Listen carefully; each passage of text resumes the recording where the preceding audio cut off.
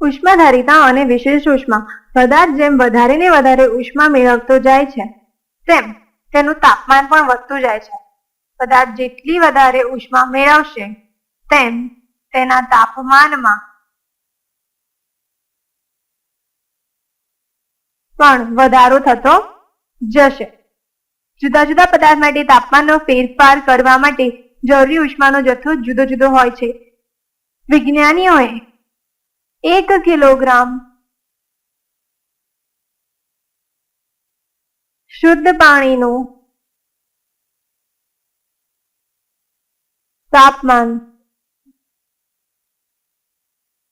14.5 degree Celsius થી 15.5 degree Celsius સુધી વધારવા માટે જરૂરી ઉષ્માના જથ્થાને 1 કિલો કેલરી તરીકે વ્યાખ્યાયિત કરેલ છે.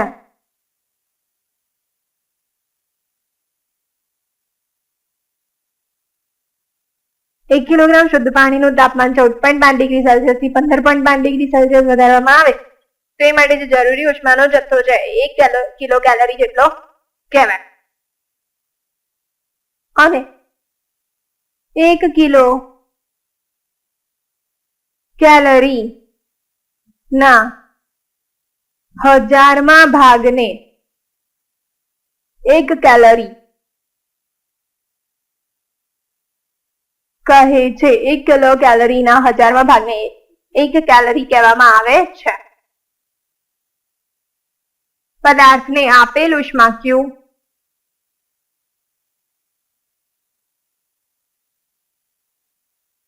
અને તદનુરૂપ તેના તાપમાનમાં ફેરફાર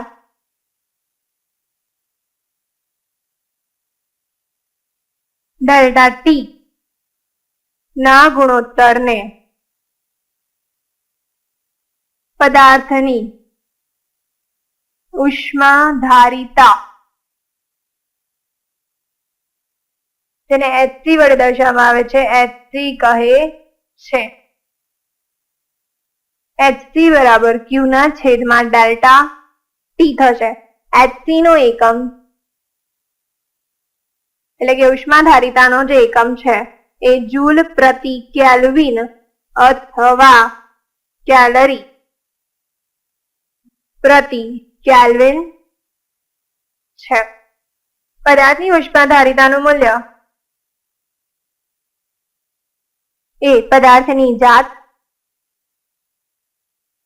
અને પદાર્થના દળ પર આધારિત છે.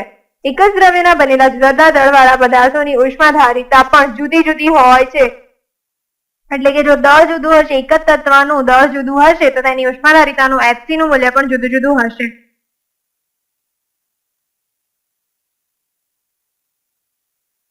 ઉષ્માધારિતાનો અર્થ એ છે કે ઉષ્માનું ઉત્સર્જન કે શોષણ ત્યાં સુધી જ ચાલુ રહેશે જ્યાં સુધી તાપમાનનો તફાવત ડેલ્ટા ટી જળવાઈ રહે. આ પ્રક્રિયા દરમિયાન પદાર્થ પીગળી કે બાષ્પમાં રૂપાંતરણ પણ થઈ શકે છે. પદાર્થના એકમ દળ દીઠ તેના તાપમાનમાં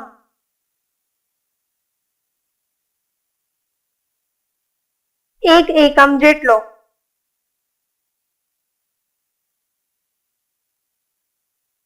ફેરફાર કરવા માટે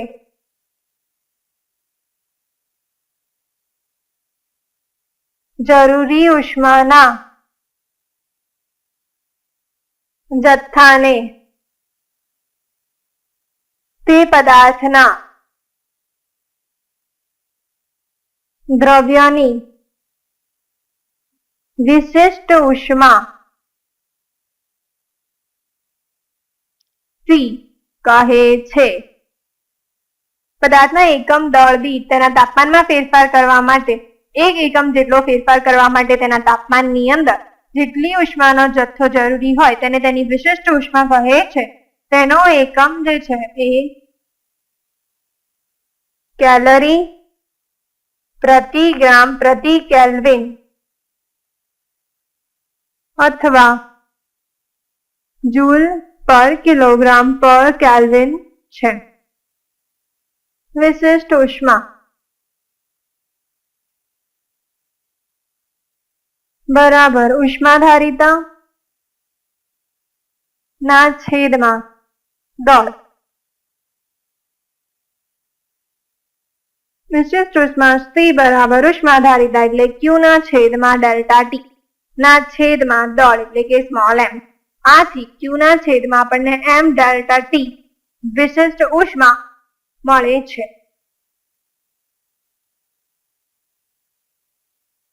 તાંબાના સિક્કા માટે ઉષ્માધારિતા સિક્કાની છે તેમ કહેવાય. એટલે કે તાંબાના સિક્કાનું દળ જે છે એના પર તેની ઉષ્માધારિતા આધાર રાખે છે, પરંતુ તેની વિશિષ્ટ ઉષ્મા એ તેના દળ પર આધારિત નથી. ઉષ્માધારિતા કે વિશિષ્ટ ઉષ્મા એ બંનેમાંથી કોઈ પણ રાશિ અચળ નથી. તેમના મૂલ્યો તાપમાનનો ગાળો ડેલ્ટા ટી કયા તાપમાને લેવાયો છે તેના પર આધાર રાખે છે. એટલે કે વિશિષ્ટ ઉષ્મા C અને ઉષ્માધારિતા Hc બંને તાપમાનના ગાળા ડેલ્ટા ટી પર આધારિત છે. ઉષ્માધારિતા Hc બરાબર આપણે જોયું Q ના છેદમાં ડેલ્ટા ટી.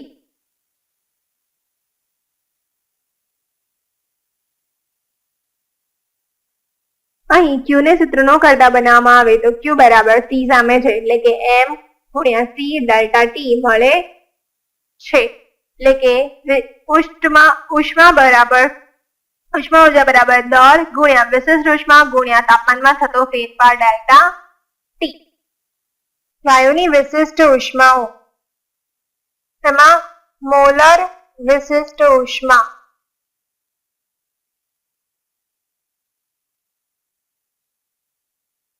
વાયુના 1 મોલ દીઠ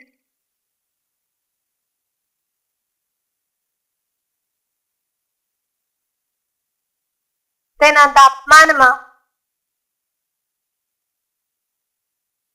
1 કેલ્વિન અથવા 1 ડિગ્રી સેલ્સિયસ જેટલો ફેરફાર કરવા માટે જરૂરી ઉષ્માના જથ્થાને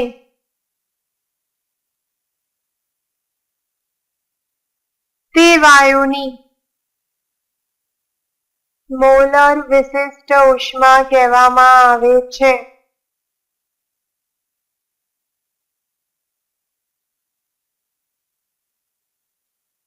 એક મોલની અંદર તાપમાનનો ફેરફાર 1 કેલ્વિન અથવા તો 1 ડિગ્રી સેલ્સિયસ કરવો હોય તો એ માટે જેટલી ઉષ્માનો જથ્થો એને આપવો પડે અથવા તો એની પાસેથી લેવો પડે વાયુ પાસેથી એને કહેવાય એની મોલર વિશિષ્ટ ઉષ્મા. હવે અચળ કદે વિશિષ્ટ ઉષ્મા જેને CV વડે દર્શાવે છે. CV એટલે કોન્સ્ટન્ટ વોલ્યુમ એટલે કે અચળ કદ. 1 મોલ વાયુનું કદ અચળ રાખી તેના તાપમાનમાં 1 કેલ્વિન જેટલો ફેરફાર કરવા માટે જરૂરી ઉષ્માના જથ્થાને તે વાયુની અચળ કદે વિશિષ્ટ ઉષ્મા CV કહે છે. એટલે કે 1 મોલ વાયુ હશે તેના તાપમાનમાં ફેરફાર તો 1 કેલ્વિન કે 1 ડિગ્રી સેલ્સિયસ જેટલું જ કરવાનો, પણ તેનું કદ જે છે એ વખતે અચળ રાખવાનું. તો તેની અચળ ગતિ વિશિષ્ટ ઉષ્મા કહેવામાં આવે છે. હવે જોઈએ અચળ દબાણે વિશિષ્ટ ઉષ્મા.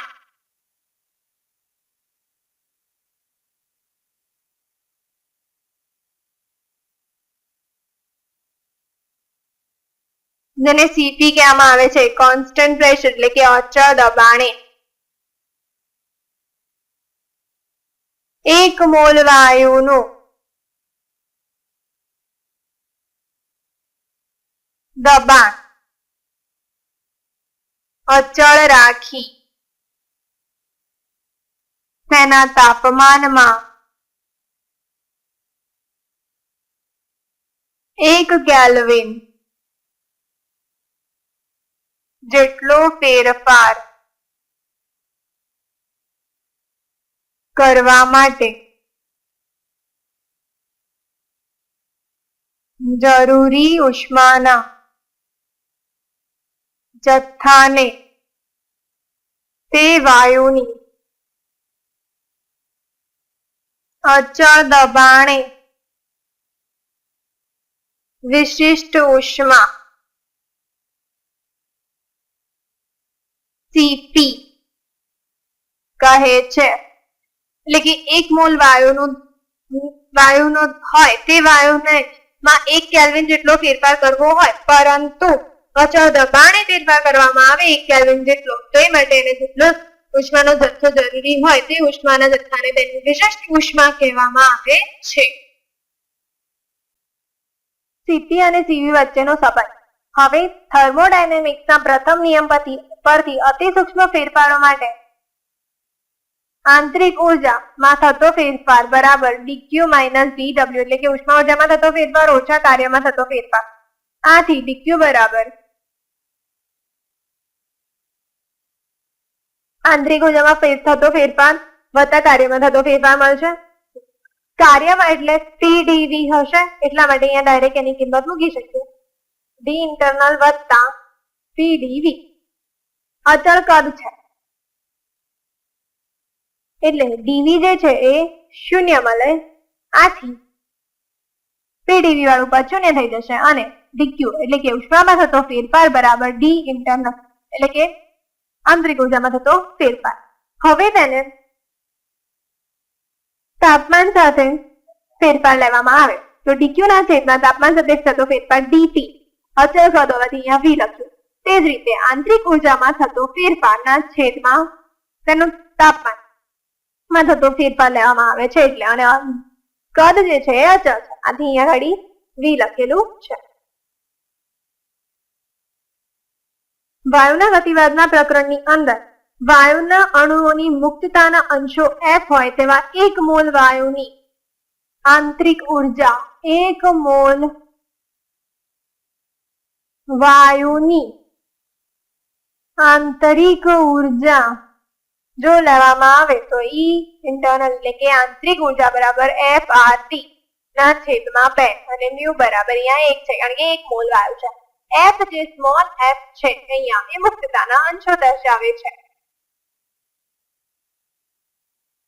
R જે છે એ અચળાંક છે અને કેપિટલ T જે છે એ તાપમાન છે. આથી આંતરિક ઉર્જાની કિંમત આ સમીકરણની અંદર આપણે મૂકી શકીએ. પરિણામે dq ના છેદમાં dt અચળ દબાણ હોવાથી V બરાબર CV બરાબર આંતરિક ઉર્જામાં થતો ફેરફારના છેદમાં dt V બરાબર FR ના છેદમાં 2 મળે છે. અહીંયા ઘડી T જે છે તાપમાન, એમાં અહીંયા ઘડી E એટલે કે આંતરિક ઉર્જાની કિંમત મૂકતા તાપમાન જે છે ઉડી જશે, આથી FR ના છેદમાં 2 આપણને મળે છે. હવે આ જ સમીકરણ જે આગળનું સમીકરણ હતું આ તેને અચળ દબાણે ગણવામાં આવે તો અચળ દબાણ માટે ઉષ્મા જે છે એટલે dqp બરાબર dINT એટલે કે આંતરિક ઉર્જા વત્તા pdv અચળ દબાણ હોવાથી 1 મોલ આદર્શ વાયુ છે એટલા માટે આપણે મ્યુ બરાબર 1 લઈ લઈએ તો પીવી બરાબર મ્યુ આર ટી ની અંદર મ્યુ ની કિંમત 1, આથી પીવી બરાબર આપણને મ્યુ ની કિંમત 1 હોવાથી આર ટી મળે છે.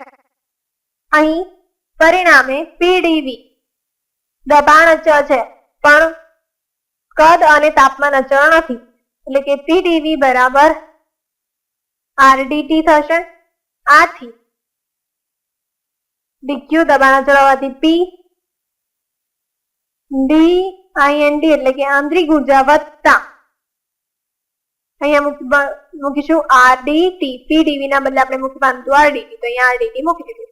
હવે આ બધાને ડીટી વડે ભાગતા તો ડીક્યુ ના છેદમાં ડીટી દબાણ અચળ હોવાથી પી આંતરિક ઉર્જાનો ફેરફાર સૂક્ષ્મ ફેરફાર એટલે ડી વડે દર્શાવ્યો છે ના છેદમાં ડીટી દબાણ અચળ હોવાથી પી. અહીંયા તો ડીટી ડીટી કેન્સલ થશે એટલે ફક્ત આર આવશે. હવે મુક્તતાના અંશો એફ હશે તો આંતરિક ઉર્જા એફઆર ના છેદમાં 2 જે આગળ આપણે જોયું તેમ, આથી ડીક્યુ ના છેદમાં ડીટી દબાણ અચળ હોવાથી પી બરાબર સીપી બરાબર એફઆર ના છેદમાં 2 આજે કેમ છે તેની કિંમત મૂકી વત્તા આર મળે છે. જ્યારે અચળ કદ માટે આપણને સીવી બરાબર એફઆર ના છેદમાં 2 મળતું હતું, તો એફઆર ના છેદમાં 2 ના બદલે હું સીવી મૂકી શકું, તો અહીંયા હું સીવી ની કિંમત મૂકી દઈશ. પરિણામે સીપી બરાબર સીવી વત્તા આર, આથી સીપી ઓછા સીવી બરાબર આપણને આર મળે છે.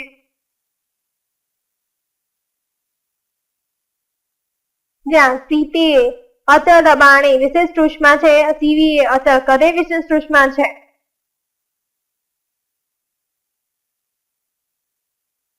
અચળ દબાણે વિશિષ્ટ ઉષ્મા એટલે કે સીપી અને અચળ કદે વિશિષ્ટ ઉષ્મા એટલે કે સીવી નો જે ગુણોત્તર છે એને ગામા વડે દર્શાવવામાં આવે છે. અહીં સીપી બરાબર આપણે લાયા હતા એફઆર ના છેદમાં 2 વત્તા આર અચળ દબાણ માટે, અને અચળ કદ માટે આપણે સીવી બરાબર લાયા હતા એફઆર ના છેદમાં 2. પરિણામે એફઆર વત્તા 2આર ના છેદમાં આપણને એફઆર મળશે. અહીંયા 2 નો લસા લેવાશે બંનેના છેદની અંદર, એટલે 2 વડે ગુણાનું 2 વડે ભાગવાનું હતું, એ છેદના 2 કેન્સલ થશે. પરિણામે સીપી ના છેદમાં સીવી બરાબર આપણને એફઆર, એમાંથી આર સામાન્ય એફ વત્તા 2 છેદમાંથી તો એફઆર જ રહેશે એટલે આર આર કેન્સલ થશે, એટલે કે એફ વત્તા 2 ના છેદમાં એફ મળે છે. સીપી ના છેદમાં સીવી ને ગામા વડે પણ દર્શાવવામાં આવે છે, આથી ગામા બરાબર એફ ના છેદમાં એફ એટલે 1 અને 2 ના છેદમાં એફ આપણને મળે છે, એટલે કે 1 વત્તા 2 ના છેદમાં એફ આપણને ગામાની કિંમત મળે છે. હવે એક પરમાણ્વીય વાયુની મુક્તતાના અંશો એટલે કે એફ બરાબર 3 હશે. એક પરમાણ્વીય વાયુ માટે મુક્તતાના અંશો એફ બરાબર 3 હશે, આથી સીવી બરાબર સીવી ની જે કિંમત હતી એ હતું એફઆર ના છેદમાં 2 એટલે કે 3આર ના છેદમાં 2 આપણને મળે છે. સીપી બરાબર હતું એફઆર ના છેદમાં 2 વત્તા આર, એફ બરાબર 3 મૂકવાના એટલે કે 3/4 આર વત્તા આર એટલે કે 3 ને 2 5 આર ના છેદમાં 2 સીપી મળે છે. આ બંનેનો ગુણોત્તર જેને ગામા કહેવામાં આવે છે સીપી ના છેદમાં સીવી એટલે કે 5આર ના છેદમાં 2 ના છેદમાં 3આર ના છેદમાં 2 થશે. આથી ગામા બરાબર 5/3 મળે છે. તે જ રીતે દ્વિપરમાણવીય વાયુ માટે મુક્તતાના અંશો એફ બરાબર 5 છે, આથી સીવી બરાબર એફઆર ના છેદમાં 2 પરથી 5આર ના છેદમાં 2 આપણને મળે છે, અને સીપી બરાબર એફઆર ના છેદમાં 2 વત્તા આર પરથી 5આર ના છેદમાં 2 વત્તા આર એટલે 5 ને 2 7આર ના છેદમાં 2 આપણને સીપી મળે છે. બંનેનો ગુણોત્તર ગામા એટલે સીપી ના છેદમાં સીવી એટલે કે 7આર ના છેદમાં 2 ના છેદમાં 5આર ના છેદમાં 2, આથી આપણને 7 ના છેદમાં 5 ગામા મળે છે. દ્વિપરમાણિક વાયુ માટે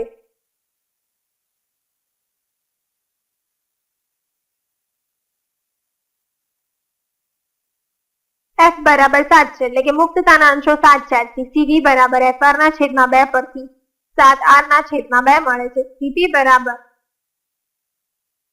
Fr ના છેદમાં 2 વત્તા r પરથી 7r ના છેદમાં 2 વત્તા r એટલે કે 7 ને 2 9r ના છેદમાં 2 Cp મળે છે. બંનેનો ગુણોત્તર ગામા બરાબર Cp ના છેદમાં Cv એટલે કે 9r ના છેદમાં 2 ના છેદમાં 7r ના છેદમાં 2 એટલે કે 9 ના છેદમાં 7 આપણને ગામા મળે છે. દ્વિપરમાણવિક અને બહુપરમાણવિક વાયુ માટે વિશિષ્ટ ઉષ્માના મૂલ્યો પ્રમાણમાં ઊંચા છે. વાયુના અણુઓમાં પરમાણુઓની સંખ્યા વધવાની સાથે સાથે વિશિષ્ટ ઉષ્માના મૂલ્યોમાં પણ વધારો થાય છે. એટલે કે પરમાણુની સંખ્યા વધે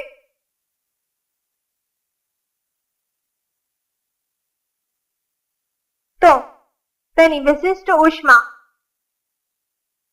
C જે છે તે પણ વધે છે. આનો અર્થ એ છે કે બહુપરમાણુય અણુઓને ગરમ કરવા માટે વધારે ઉષ્માની જરૂર પડે છે, જેનું કારણ એક પરમાણુય અણુઓ ફક્ત રેખીય ઉર્જા ધરાવે છે અને તેથી તેઓને ઉષ્મા આપતા તેમની રેખીય ઉર્જા જ વધે છે, જ્યારે બહુપરમાણુય વાયુઓ તેમની મુક્ત રેખીય ગતિ ઉપરાંત ચાક ગતિ અને દોલન ગતિ પણ કરતા હોય છે. એક પરમાણુય વાયુ હશે ફક્ત રેખીય ઉષ્મા ધરાવશે, જ્યારે બહુપરમાણુય વાયુઓ હશે તેમને પોતાની ચાક ગતિ પણ કરતા હોય છે અને તેઓ તેમના મધ્યમાન સ્થાનની આસપાસ દોલનો પણ કરતા હોય છે. આથી તેમને ગરમ કરવા માટે વધારે ઉષ્માની જરૂર પડે છે. આથી આ વાયુઓને ઉષ્મા આપતા તે ઉષ્મા અણુઓની ઉપરોક્ત ત્રણેય પ્રકારની એટલે કે રેખીય ગતિ, ચાક ગતિ, દોલન ગતિ ત્રણેય પ્રકારની ગતિઓને ઉષ્મા વધારવામાં આવે છે અને આ ત્રણેય પ્રકારની ગતિ માટે જરૂરી ઉષ્મા જે છે એક જ પ્રકારની ગતિ હતી એક પરમાણુમાં, તો ફક્ત રેખીય પ્રકારની ગતિ માટેની જરૂરી ઉષ્મા કરતા વધારે હોય છે. આમ બહુપરમાણુય વાયુઓની વિશિષ્ટ ઉષ્મા વધારે હોય છે.